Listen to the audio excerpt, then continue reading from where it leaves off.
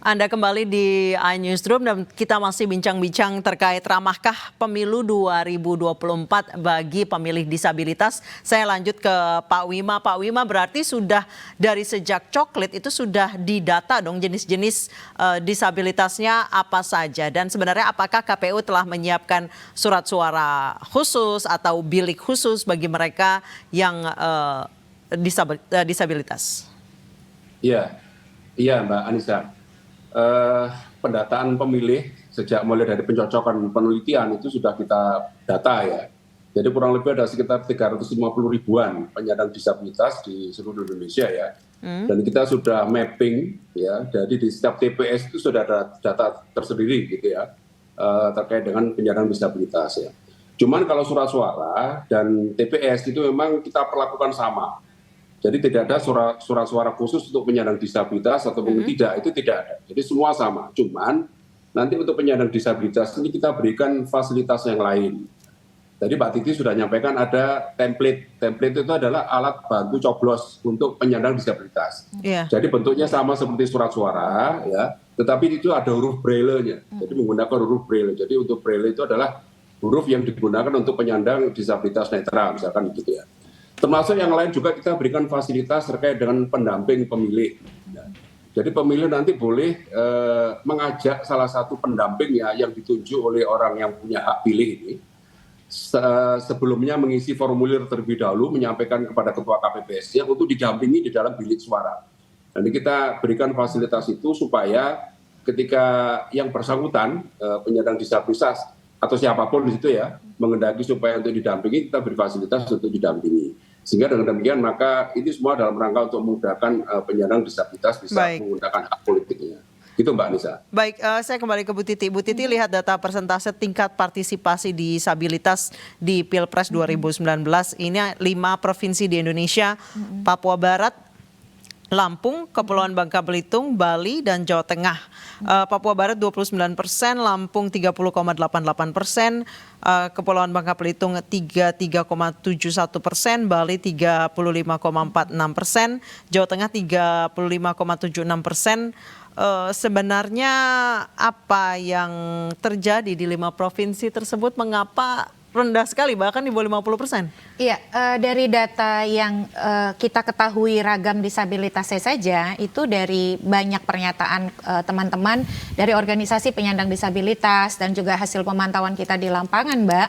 Sebenarnya angkanya itu jauh lebih besar dari itu, tapi masih ada semacam hambatan kultural di masyarakat kita. Misalnya, keluarga itu masih ketika pendataan misalnya tidak sepenuhnya terbuka soal anggota keluarga yang sebagai penyandang disabilitas. Lalu kemudian juga ada yang tidak difasilitasi atau dibantu untuk bisa pergi ke TPS. Nah, ini yang membuat seolah-olah datanya itu kecil begitu, padahal tidak seperti itu.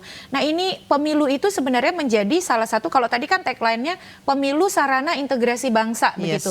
Tetapi di saat yang sama pemilu itu juga menjadi sarana kita untuk membentuk masyarakat yang lebih inklusif, masyarakat yang lebih akses, masyarakat yang lebih setara. Jadi bagaimana kemudian melalui pemilu yang memberikan akses kepada seluruh penyandang disabilitas membawa perubahan paradigma di masyarakat kita bahwa penyandang disabilitas itu warga negara yang hak-haknya setara dan harus dipenuhi dan bukan aib. Bukan sesuatu yang harus ditutupi begitu, tetapi mereka warga negara yang kebutuhan akan hak-haknya apabila dipenuhi oleh negara, maka tidak akan ada lagi mengalami disabilitas itu begitu.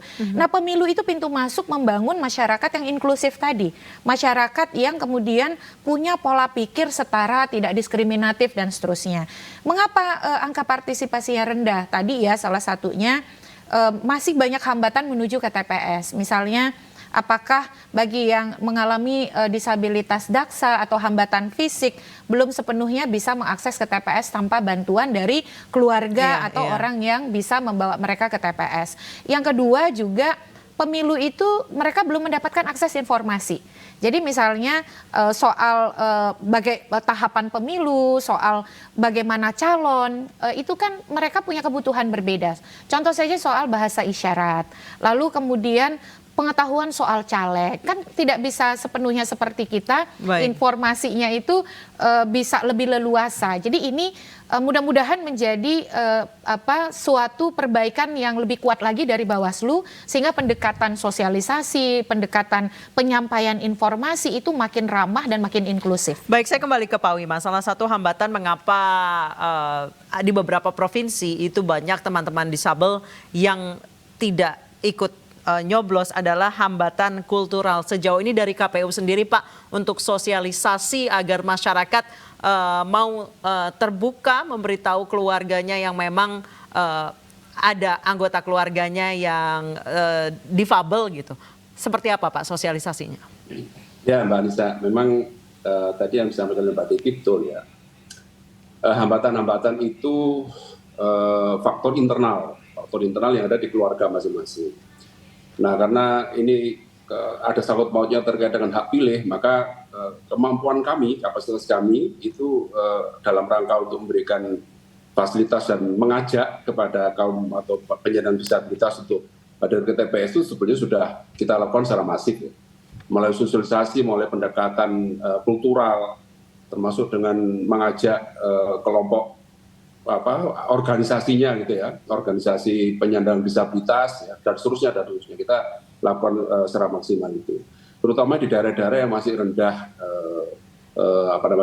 partisipasinya masih rendah. Di beberapa provinsi ada 5 provinsi yang masih rendah, dan itu harapan kami terus sampai 14 Februari 2024 nanti ya, kita berharap semua lah para penyandang disabilitas ini turut berperan aktif lah dalam kontestasi politik ini. Yeah. Dan kami sendiri sebetulnya juga sudah memberikan kemudahan, banyak kemudahan, termasuk dalam hal terkait dengan mencalonkan.